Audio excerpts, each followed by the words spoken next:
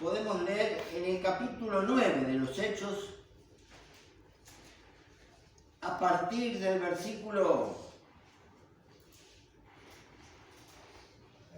22, por ejemplo.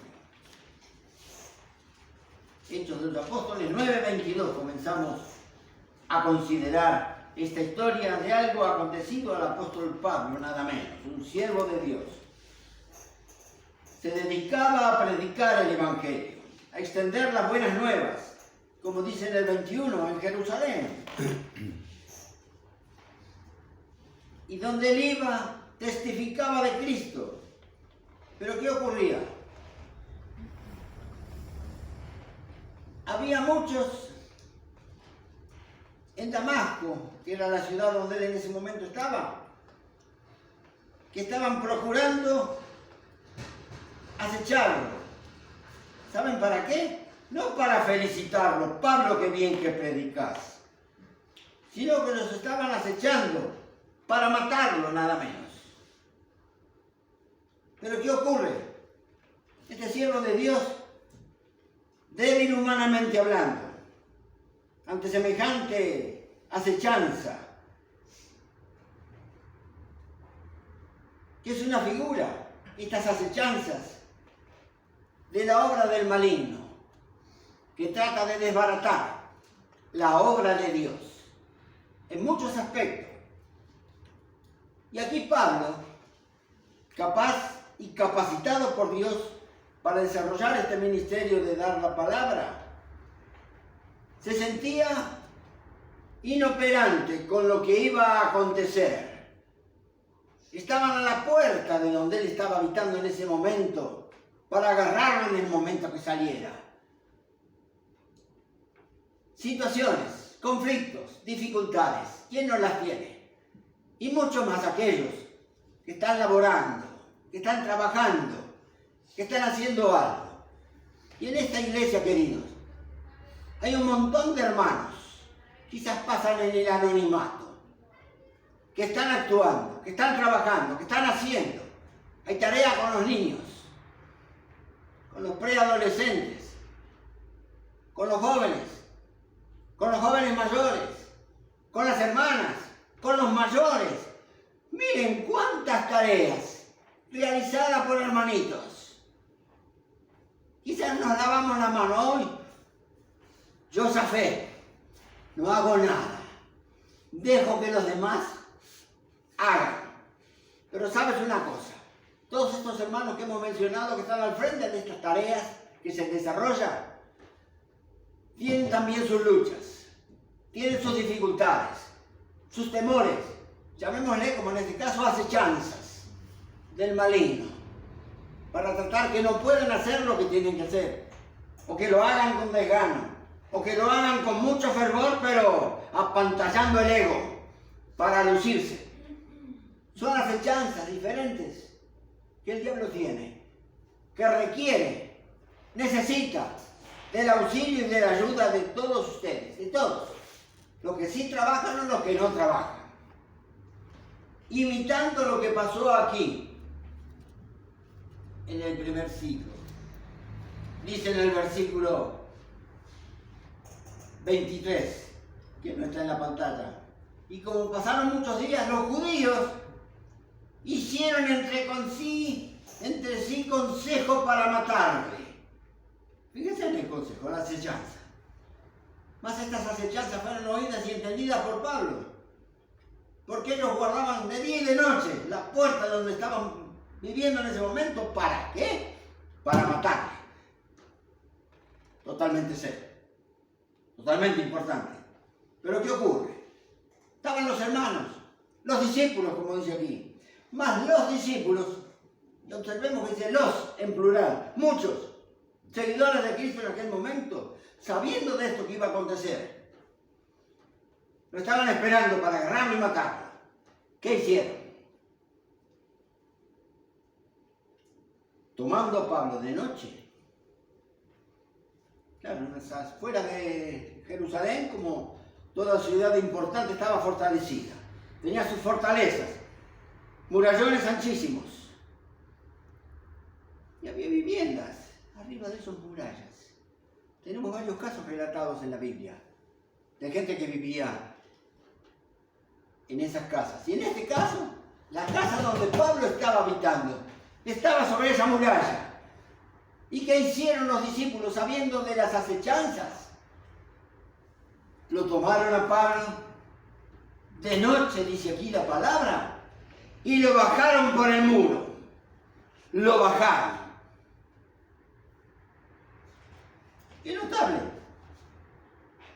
¿De qué manera? No había una escalerita.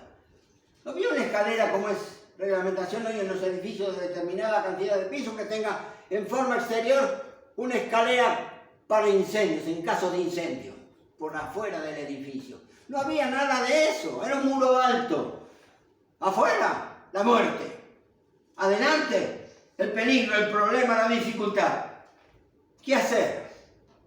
Seguramente estos discípulos oraron, pidieron al Señor fortaleza, capacidad, dirección para saber qué hacer. Y aquí nos dice la palabra que hicieron. Lo bajaron por el muro. ¿De qué manera? Dice aquí. En una espuerta, dice en mi versión antigua de la Biblia, en una canasta. En una canasta. Pablo no era una cosa chiquitita, no era un muchachito, no era un jovencito, era un hombre maduro, 70, 80 kilos por lo menos. 70, 80 kilos. ¿Se imaginan qué canasta tenía que ser? No cualquier cosa. Se tuvieron que movilizar, a ver quién, cómo, dónde. Sí, organizaron todo, pensaron todo. Era una ayuda para quién, para Pablo que estaba necesitado. Pensemos, queridos, todo esto en los hermanos que trabajan aquí en la iglesia. ¿Cuántas veces necesitan que los demás piensen, se ocupen, se preocupen, se esmeren, se introduzcan en el tema y en el problema? Así lo hicieron los discípulos en el primer siglo. Tuvieron que conseguir una canasta, ¿se imaginan?, para bajar 80 kilos. Y no dice, lo tiraron a Pablo. Lo bajaron, dice, por el muro. Es decir, tuvieron que utilizar un elemento que permitiera que esa canasta no solo lo contuviera a Pablo, sino que le permitiera que ir, ¿qué?, descendiendo, ir bajando. Necesitaron conseguir sogas. Sogas. ¿Y qué es una soga? Sino una cantidad de piolines unidos entre sí, que uno o dos se rompe fácilmente, pero siendo un montón, ¿qué?, hacen fuerza. Y en este caso, tal fuerza que metieron 80 kilos dentro de la canasta, me imagino, esa canasta atada por las puntas, 2, 3, 4 sogas. Pero esas sogas no solo tenían que estar agarradas a la canasta, sino para que Pablo salvara su vida. La canasta tenía que ser bajada y del otro lado de la soga tenían que ver quiénes. Hermanos que sostuvieran en el momento del problema, al que estaba en el problema, que era Pablo. Querido, toma esta metáfora para tu vida. Hay hermanos en este momento que están trabajando, que tienen riesgo, que tienen problemas, dificultades. Quizás digan, no, a fulanito le toca predicar. Y ¿sabes qué? Los predicadores somos hombres con problemas, con situaciones, como todo el mundo. ¿No quieres tomar tú la soga también de la vida de los hermanos que están siendo utilizados en la canasta? Símbolo del servicio. Para que tú lo tomes como lo tomaron estos hermanos, con cuidado. Seguramente eligieron hermanos con capacidad, estos discípulos, con potencia, fuerte. ¿Dónde vi Lucho que no, hacía falta en ese momento gente capacitada y con disposición que se prendiera a la soga. ¿No te quieres prender tú a la soga del apoyo, de la ayuda por los hermanos que están trabajando y pueden tener sus luchas, sus familias, sus hogares, sus situaciones? Yo tengo una costumbre, por mi edad, que no les digo cuántos, cada 2 por 3 estoy yendo a un médico, a otro y a otro y a otro. Entonces he tomado por costumbre, así como voy al médico, confío en el médico que nunca falla, que no se equivoca en su diagnóstico, que es Dios. Y entonces solo por aquellos que me van a atender. ¿Y saben qué? Cuando me atienden, el otro día me sacaron una muela, el jueves. Desde ya, Señor, bendice a la doctora que me va Señor, que hoy que me tiene que atender, no tenga problema en su casa, porque por ahí se peleó con el marido, o se derramó la leche, se mojó la carpeta y ya viene con los patos medio volados y entonces está nerviosa o no está pensando en lo que tiene que hacer. Señor, libera de dificultades, de problemas a esa profesional, Señor, que su capacidad, su estudio, su experiencia, Señor, tú la guíes para bien de tu hijito, que necesita, Señor, que tú bendigas a esa mujer. Y después se lo digo a la doctora o al doctor que me toca atender. ¿Saben una cosa? Esta mañana estuve orando por usted. ¿Qué estuviste haciendo? Estuve orando por usted para que Dios le bendiga y me atienda bien. Una manera de testificar. Aprovecho entonces a predicar, dar testimonio. Pero estoy orando por la doctora que no es presente. Queridos, ¿cuánto hemos orado hoy por el que tenía que predicar? Hoy le toca, este como grita, no lo aguanto que termine rápido. Eso que va a decir ya lo escuché otra vez, así que no le presto atención y comienzo a leer la Biblia por el Génesis, la Biblia hay que leerla en casa, hermano, no mientras estamos aquí en el culto. Pero me aburro, entonces, ¿cuántos oraron por el predicador de esta mañana? En esta mañana me toca a mí. Lo hago con un médico del mundo y no lo hago con los hermanos que tienen que operar las cosas divinas, las cosas espirituales, que sanar mi alma, que darme una palabra adecuada para que me reanime, me tiene que dar la vitamina espiritual. No lo hago porque acostumbro a hablar por los que tienen que predicar, hermano, como acá que se arreglen sus problemas. No es el mío, ¿sabe qué? Sí, es el tuyo. Porque de acuerdo a cuando estés tensando la cuerda de la oración, por ese hermano y por el otro y por el otro y por el otro, la canasta bajará como suavemente y la dificultad y el problema desaparece. Pablo se pudo escapar.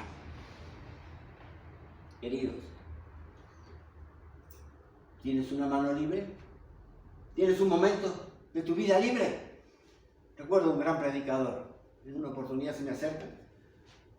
Juan Manuel, te voy a pedir un favor. Sí, ¿cómo no? ¿Qué puedo hacer? Mirá, el sábado me invitaron a predicarle a los jóvenes. Dije, yo este lo hace de taquito, hace tantos años predicando y predicando y predicando. Predicarle a los jóvenes es una pavada. Pensé yo dentro mío. Pero miren la preocupación del predicador. ¿Sabes qué te voy a pedir? Si por favor podés dedicar en esta semana, porque al principio de semana yo tenía que predicar el sábado a los jóvenes. Por lo menos me dice, 1 hora cada mañana, ora por mí, para que el Señor me dé una palabra oportuna que llegue a los jóvenes. No llenarle la cabeza de teología, una palabra efectiva, que llegue al corazón y conmueva las fibras íntimas. Aunque sea 1 hora cada mañana, por mí me dijo, ora. ¿Cuántos orado hoy? ¿Acostumbras a orar por los que van a dar la palabra? ¿Por qué será? Que de repente una palabra a uno le hizo un efecto bárbaro. ¡Qué precioso! ¡Qué aburrido que estuvo este gritón hoy! ¿Qué será? ¿Por qué será que a uno le toca, le impacta? ¿No será porque él mismo no está preparado ni siquiera para tirarle la cuerda de sus problemas? La oración, la intercesión. Señor, que tú dispongas mi corazón, porque acá hubo hermanos que se tuvieron que disponer, subirse al muro y decir, dame esta punta de la cuerda que yo tiro. Despacito, a la voz de 13, 1, 2, 3, despacito muchachos. Está el siervo de Dios ahí en el medio, necesitado. Despacito. Iba bajando la puerta, la canasta. Queridos, ¿saben qué le decía Pablo al joven Timoteo, un siervo de Dios? Sé pues participante en las tareas del Evangelio. Lo invitaba a que participe, que se haga cargo, que forme parte. No, pero yo no sé predicar. ¿Quién dijo que el Evangelio solamente predicar? Algunos el Señor lo capacita para que puedan predicar, pero otros tienen que ir a golpear una puerta, tocar un timbre, entregar un tratado, darle una invitación con amor, con afecto, con cariño. Otros quedarán en su casa orando por los que salen a repartir los tratados.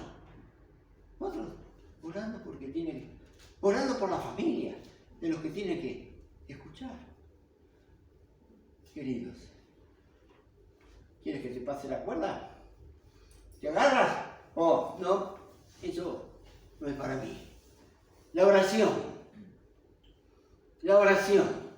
cuerdas que se tensan en la medida que yo me inclino delante de aquel que todo lo hace posible. Porque en lo imposible cantamos en un corito con los niños, ¿no? En lo imposible Dios se especializa. En lo imposible.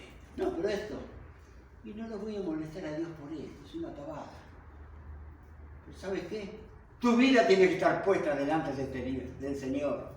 Aprendí de chico, grandes lecciones que me enseñaron una ancianita que vivía de un magro dinero que el Estado le daba para fin de mes y no llegaba. Me decía Chiqui, porque me decían Chiqui, y algunos me siguen diciendo Chiqui, chiquitín. ¿Sabes qué hago cuando me tengo que comprar un par de zapatos? Oro a Dios y le digo, Señor, guíame a dónde tengo que ir. ¿Cuál es la vidriera que tengo que mirar? Señor, que el que me atienda tenga la delicadeza de lo que dice el precio de la vidriera y me haga un descuento y pague poquitito y compre un buen zapato. Eso me quedaba para comprar un par de zapatos, le oró a Dios. Queridos, estaba tensada la cuerda de esa oración de esa mujer para su propia vida. Y Dios la bendecía y podía comprarse un buen zapato por un bajo precio. ¿Sabes por qué? Porque Dios la había escuchado. No te escuchará a ti, queridos, si estás dispuesto a prenderte de la cuerda. ¿O no dice allí Santiago en su carta? Orad los unos por los otros. Orad los unos por los otros. Hay hermanitos que de repente no los vemos. ¿Sabes qué? Está en una acechanza del diablo, en un engaño, otras cosas. Está llenando su mente, su corazón y la iglesia queda en segundo plano, el Señor en tercer plano. Necesita, queridos, de cuerdas de oración. Cuando veas hermanos que no vienen, anótalos en un papelito. Y en tu casa comienza, como me dijo aquel siervo, aunque sea 1 hora cada día. Ora por mí, me dijo. Ora por fulanito, por menganita, porque está necesitado. El diablo lo está acechando. Tú puedes brindarle sostén. Orad los unos por los otros. Porque la oración del justo, la oración del creyente, la oración del Hijo de Dios, obrando eficazmente, la oración tiene que tener una obra. No es algo simplemente espiritual entre Dios y yo. Desde ya tiene que ser así con la comunión con Dios. Pero la oración del justo tiene una obra, una manifestación visible, práctica. Ora por el hermano. Y cuando le veas, abrázalo y dile, pero tienes que sentirlo. Querido, te extrañé últimamente, no te he visto. ¿Estás bien? ¿Puedo orar por vos? ¿Sabe lo bien que le hace un alma el saber que otros se están ocupando y preocupando por él? Tú puedes tensar esa cuerda, querido. Utiliza la gracia de Dios. Orad los unos por los otros. La oración del justo, obrando eficazmente. No quede en una oración simplemente. No solo orar, sino dice eficazmente, que sea productivo. Sea productivo tu oración, sea visible, palpable. Una cosa evidente, es algo que no se puede ocultar, que no se puede esconder. Está ahí a la vista, está presente, está. Se puede dar cuenta enseguida. ¿Se dan cuenta? Los siervos de esta iglesia, los que trabajan con los niños, pasando todo el sábado con ellos. Ah, no, pero algunos vienen a jugar a la pelota, pero ¿sabes una cosa? Hay hermanitos que ya les cuesta mover las patitas y sin embargo están corriendo detrás de los chicos. Porque primero juegan a la pelota, pero después reciben las palabras del Señor. Ora por los que tienen que correr detrás de los pibes, porque necesitan también. que tú tenses la cuerda de la oración por ellos, para que los guíen bien, para que sean un ejemplo a los que vienen a jugar y a patear la pelota.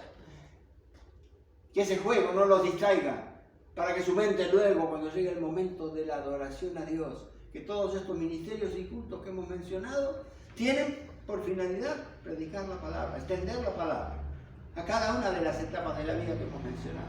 Niños, jóvenes, adultos, mujeres. Me olvidaba de las mujeres, después me van a agarrar, no mencionaste las mujeres. Tienen su culto también. Queridos, los discípulos se preocuparon y se ocuparon. Comienza a preocuparte, pero también ocúpate. Haz práctico el mensaje de la palabra, porque si no, simplemente la palabra llenará mi mente de conocimiento. Pero lo que Dios quiere es llenar tu corazón de una capacidad que no está en ti, está en Dios que la da cuando ve un corazón dispuesto. Porque al corazón contrito y humillado no despreciarás, dice la palabra, tú, oh Dios, no lo desprecias. Entonces humíllate delante del Señor. Da una palabra de aliento. Che, qué lindo que te está saliendo. Ayer vi una fotografía del trabajo de horas en buscar niños y padres, que algunos ya vienen a la iglesia. Entonces, a los que vienen, los que estaban trabajando en él, che, qué linda cantidad de pibes, el Señor está bendiciendo la obra, te felicito por lo que haces, aunque sea tocar un... Señor, ¿están preparados? Ora por esos labios que van a testificar del Señor buscando niños y hablándole a los padres, para que vengan y conozcan, cosa que ya se está cumpliendo. Están viniendo padres, parientes de los niños. Entonces no es la tarea con los niños solamente. Eso conlleva tarea con los grandes que luego vienen. Y hay que tensar la cuerda. Orar por los padres que vienen. Que no tengan problemas, que vengan despejaditos, como yo les decía recién, ¿no?, ante mi doctora. Que vengan sin dificultades, que esté el terreno preparado para que la semilla del Evangelio pueda entrar, germinar y dar fruto. ¿Pero qué le decía Pablo a Timoteo? El labrador, para recibir el fruto, no es cuestión de orar. Desde ya que es cuestión de orar, pero no solo de orar. El labrador, para recibir el fruto de su trabajo, dice Pablo allí a Timoteo, es necesario que trabaje primero. Manos a la obra. Manos a la obra, querido. La extensión del Evangelio se hará con los que tienen pies para salir y predicar, pero para los que tienen rodillas, que se quedan en sus hogares y se inclinan pidiendo al Señor gracia para los que han salido a testificar. Gracias para los que han puesto su monedita en la bolsita para comprar los tratados, para comprarle después la leche y el mate cocido y los pancitos con manteca que se le da a los pibes. Todo hace al trabajo. Involúcrate. Sé pues participante en los trabajos del Evangelio. Es una invitación de Dios para tu corazón, para tu vida. ¿Quieres inscribirte? ¿Quieres saltarlo? Hazlo ya. Yo hago boca chiusa, boca cerrada, decía un profesor de música que teníamos cuando ensayábamos en un coro. Boca chiusa, así, sin decir palabras, boca cerrada, con la boca cerrada. Vamos a hacer medio minutito de silencio para que tú, allí donde estás, le digas al Señor, Señor, dame fuerza para agarrar la cuerda de la oración y de la acción para la gloria de tu nombre. Por eso.